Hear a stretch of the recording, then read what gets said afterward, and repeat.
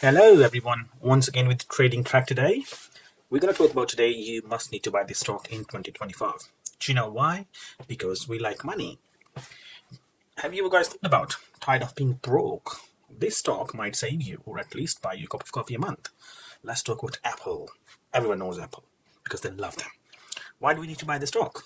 Because every time they remove the feature, their stock goes up, and we still have to buy that overpriced gadget. This is crazy, isn't it?